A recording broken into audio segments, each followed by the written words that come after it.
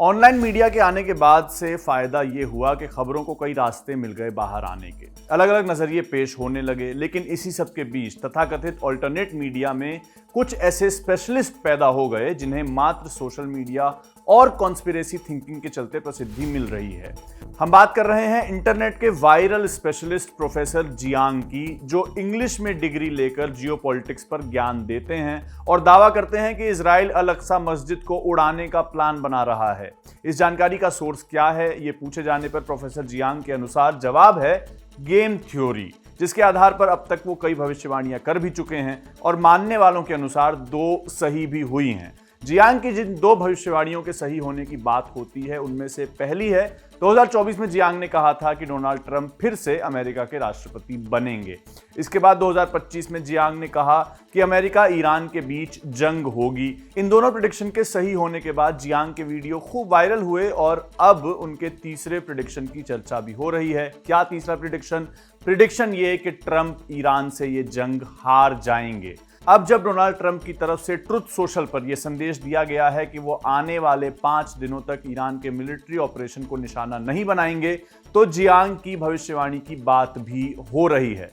Professor Jiang अपने YouTube channel predictive history पर सिर्फ जंगों की बात नहीं करते हैं, बल्कि ये भी बताते हैं कि जंग का असर बाकी दुनिया पर क्या पड़ने वाला है। लेकिन क्या प्रोफेसर जियांग जो कहते हैं उसे कहने का कोई बेसिस है? उन्हें इतिहास की या दुनिया की राजनीति की समझ कितनी है, इसको लेकर उन पर सवाल भी उठते रहते हैं। पर एक बड़ा वर्ग है जो प्रोफेसर जियांग को चीन का नस्त्रादेमस कह रहा है। नस्त्रादेमस 16वीं शताब्दी के फ्रेंच लेखक हुए हैं। उनकी लिखी किताब को भी लोग दुनिया की अहम घटनाओं की भविष्यवाणी मानते हैं। प्रोफेसर जियांग की बातें चाहे सिर्फ कॉन्स्पिरेसी थ्योरी क्यों ना हो, उनकी एक कमाई ये जरूर है कि जियोपॉलिटिक्स की समझ रखने वाले और जंग पर चर्चा करने वाले लोगों ने जियांग को सीरियसली लिया है। उन्हें डिबंक करते हुए वीडियोस यूट्यूब पर पटे पड़े हैं। अमेरिका के टीवी चैनल उन्हें पैनल पर बुला रहे हैं, बड़े एंकर्स उनका इंटरव्यू कर रहे हैं और उनकी प्रेडिक्शंस की बातें सोशल मीडिया पर भी हो रही हैं। तो आइए इस वीडियो में बात करते हैं कि प्रोफेसर जियांग हैं कौन। एक गरीब परिवार में पैदा हुआ लड़का जो बचपन में अपने पिता से पिटता था, यहां तक कैसे पहुंच गया कि उसे यूएस ईरान जंग का एनालिस्ट माना जा रहा है। बताएंगे आपको कि प्रोफेसर जियांग वाकई प्रोफेसर हैं या सिर्फ एक संज्ञा है जो उन्होंने खुद को खुद दी है। यह भी जानेंगे कि प्रोफेसर जियांग ने और क्या प्रेडिक्शंस की हैं और यह भी कि उनके दावों पर उनकी आलोचना करने वाले रिसर्चर्स और पत्रकारों ने क्या कहा है। नमस्ते, मेरा नाम सत्यम है और आप देख रहे हैं खबरगांव। प्रोफेसर श्वेकिन जियांग ने 17 मई 2024 को अपने YouTube चैनल प्रेडिक्टिव हिस्ट्री पर एक वीडियो पोस्ट किया। वीडियो का टाइटल था geo strategy number 5 why Trump will win and pick Nikki Haley as VP. सरल शब्दों में हिंदी में कि ट्रंप क्यों जीतेंगे और वो क्यों निकी हेली को अपना उपराष्ट्रपति चुनेंगे। इस वीडियो में उन्होंने भविष्यवाणी की थी कि आने वाले चुनाव में जो बाइडेन दोबारा राष्ट्रपति नहीं बन पाएंगे और उन्हें हराकर डोनाल्ड ट्रंप दूसरी बार राष्ट्रपति बनेंगे। और जब कुछ महीने बीते तो ये बात सच भी हुई। डोनाल्ड ट्रंप अमेरिका के राष्ट्रपति दूसरी बार बन चुके थे। 17 मई 2024 वाले वीडियो के बाद प्रोफेसर जियांग ने और भी वीडियोस पोस्ट किए, जिनमें से एक वीडियो में उन्होंने कहा कि अमेरिका और ईरान के बीच एक जंग होगी। जिस वक्त आप ये वीडियो देख रहे हैं, अमेरिका और ईरान के बीच जंग जारी है। लेकिन प्रोफेसर जियांग के 17 मई वाले वीडियो का टाइटल फिर से देखिए, जिसमें ब्रैकेट में लिखा था and pick Nikki Haley as VP, यानी यहां जियांग की एक ही बात सच हुई थी। ट्रंप राष्ट्रपति तो बने, लेकिन वाइस प्रेसिडेंट निकी हेली को नहीं बनाया बल्कि जेडी वांस को बनाया था। जियांग का एक तीसरा प्रेडिक्शन भी था कि अमेरिका ईरान से ये जंग हार जाएगा। एक वीडियो में वो कहते हैं अमेरिका इस जंग में अपने सैनिक उतारेगा, जिससे देश में अशांति फैलेगी, क्योंकि अमेरिका के युवा जंग लड़ना नहीं चाहते और इससे वो प्रदर्शन करेंगे, जिसकी वजह से अमेरिका में सिविल वॉर जैसी स्थिति पैदा होगी। इसी वीडियो में जियांग कहते हैं कि जीसीसी देश यानी गल्फ कोऑपरेशन काउंसिल के देश भी इस जंग में शामिल होंगे। वो कहते हैं कि तुर्की और सऊदी अरब इस जंग में उतरेंगे, जिसकी वजह से उन्हें भारी नुकसान उठाना पड़ेगा। जियांग का एक प्रेडिक्शन ये भी कहता है कि जब अमेरिका का हमला ईरान पर होगा तो ईरान की आम जनता अपनी सत्ता का विरोध नहीं करेगी बल्कि उनके साथ एकजुट हो जाएगी। अब सवाल यह है कि इतने सारे प्रेडिक्शंस करने की बुनियाद क्या है। ये प्रोफेसर जियांग का YouTube चैनल है, 2 मिलियन सब्सक्राइबर्स हैं। इस चैनल के डिस्क्रिप्शन में लिखा है कि यह चैनल इस सवाल का जवाब तलाश रहा है कि भविष्य में होने वाली कितनी घटनाओं की भविष्यवाणी की जा सकती है। और यह काम प्रोफेसर जियांग करते कैसे हैं? उनका दावा है कि वो अतीत की घटनाओं के आधार पर भविष्य में क्या होगा उसे प्रिडिक्ट करते हैं। मसलन जब वो ये कहते हैं कि अमेरिका ये जंग हार जाएगा, तब वो रेफरेंस देते हैं 415 बीसी का। कहते हैं एथेंस ने सिसिली को एक आसान टारगेट समझा था और उस पर हमला किया था 415 बीसी में, लेकिन इस बीच एथेंस को अपने देश से समर्थन नहीं मिला और इस चक्कर में एथेंस के युवाओं की एक पूरी पीढ़ी खराब हो गई थी। जियांग का दावा है कि ऐसा ही कुछ अमेरिका के साथ भी होगा। अपने वीडियोस में जियांग कहते हैं कि अमेरिका ने इस जंग में सिर्फ मसल शो का इस्तेमाल किया है। उनका कहना है कि एक $50,000 के ड्रोन का जवाब देने के लिए अरबों की मिसाइल का इस्तेमाल करना सही रणनीति नहीं है। हाल ही में प्रोफेसर जियांग का इंटरव्यू अमेरिकी मीडिया पर्सन टकर कार्लसन ने भी लिया था। टकर ट्रंप के कैंपेन के समय उनके साथ रहे थे, मेक अमेरिका ग्रेट अगेन का हिस्सा थे, लेकिन जब अमेरिका ने इजराइल के साथ मिलकर ईरान पर हमला किया तब टकर ने उसकी आलोचना की थी और कहा था कि यह जंग इजराइल की है, हमारी नहीं। इसके बाद डोनाल्ड ट्रंप ने उन्हें अपने कैंपेन से हटा दिया था। कार्लसन को दिए इंटरव्यू में जियांग ने कहा है कि ऐसी अफवाहें चल रही हैं कि इजराइल 2 साल से अल-अक्सा मस्जिद के नीचे आर्टिफिशियल इंटेलिजेंस का इस्तेमाल करके एक सुरंग बना रहा है। इजराइल अल-अक्सा को गिराने की प्लानिंग कर रहा है और उसका आरोप ईरान के मिसाइल हमलों पर लगाना चाहता है।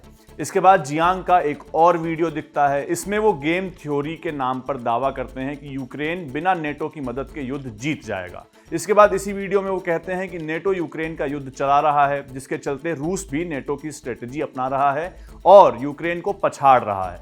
उनके कई वीडियो ऐसी कंट्राडिक्टरी बातों से भरे पड़े हैं। इशू ये नहीं है कि जियांग कोई दावा करते हैं, एनालिसिस किया जा सकता है, लेकिन उसके साथ कोई वैलिड रेफरेंस दिया तो जाए, कोई खबर, कोई स्टडी, कोई किताब। लेकिन जियांग के अनुसार सिर्फ गेम थ्योरी से वो सब समझा सकते हैं और गेम थ्योरी के जानकार भी कहते हैं कि ये गेम थ्योरी का सही इस्तेमाल नहीं है।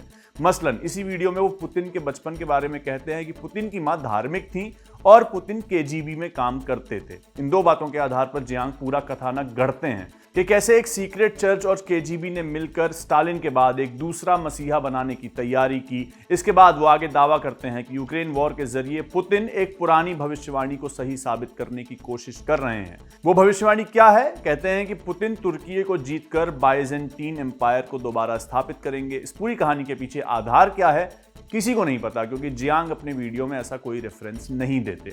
इतने बड़े दावे और प्रेडिक्शन करने वाला शख्स असल में कौन है ये भी जान लेते हैं। प्रोफेसर जियांग का जन्म 1976 में चीन के गुआंगडोंग में हुआ था, पर वो 6 साल की उम्र में ही कनाडा के टोरंटो चले गए थे।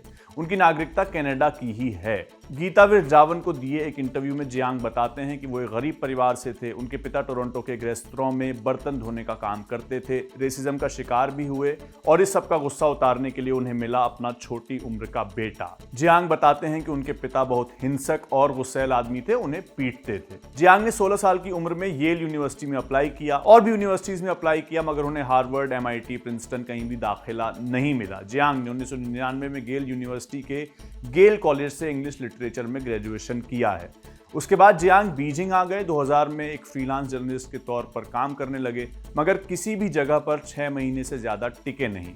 इसके बाद आया साल 2001। जियांग को अमेरिका के पब्लिक ब्रॉडकास्टिंग सिस्टम नाम की एक कंपनी ने एक कॉन्ट्रैक्ट पर रखा। उन्हें चीन के मजदूर संघर्षों के बारे में एक डॉक्यूमेंट्री बनानी थी। जियांग इस डॉक्यूमेंट्री के शूट के दौरान एक प्रोटेस्ट को कवर कर रहे थे, मगर उन्हें जासूसी के आरोप में डिटेन किया गया। 2 दिन उनसे पूछताछ हुई और जून 2022 में उन्हें डिपोर्ट कर दिया गया। 2003 में जियांग वापस चीन आए, उनको इजाजत मिली वापस आने की। उसके बाद से वो अलग अलग स्कूल में पढ़ा चुके हैं। मौजूदा समय में बीजिंग का मूनशॉट एकेडमी नाम का एक स्कूल है, वहाँ हिस्ट्री और फिलॉसफी पढ़ाते हैं।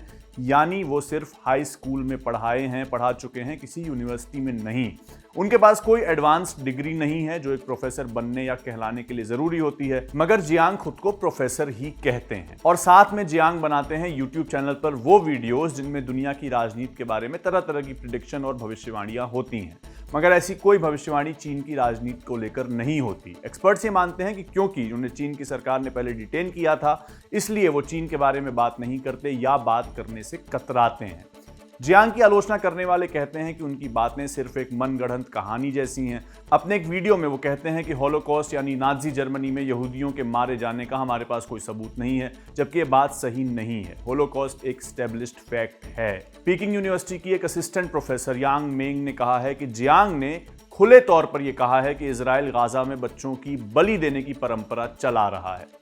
तो ये थी कहानी चीन के उस प्रोफेसर की जिसे लोग इंटरनेट पर चीन का नोस्ट्राडमस कह रहे हैं और जिसने अपनी भविष्यवाणियों से न सिर्फ सबको चौंकाया है बल्कि ईरान में सारी जंग पर एक नई बहस भी शुरू की है। आपकी प्रोफेसर जियांग के द्वारा की गई इन भविष्यवाणियों पर या क्लेम्स पर क्या राय है? क्या आप उन्हें सिर्फ एक कॉन्स्पिरेसी थ्योरिस्ट मानते हैं जैसा कि बहुत लोग मानते हैं, या आपका उनकी कही बातों पर कोई दिलचस्पी है? हमें कमेंट सेक्शन में अपनी राय जरूर बताइए। आपके लिए ये वीडियो शूट किया था मेरे साथी आनंद ने। मेरा नाम सत्यम है। बाकी तमाम खबरों के लिए देखते रहिए खबरगांव। शुक्रिया।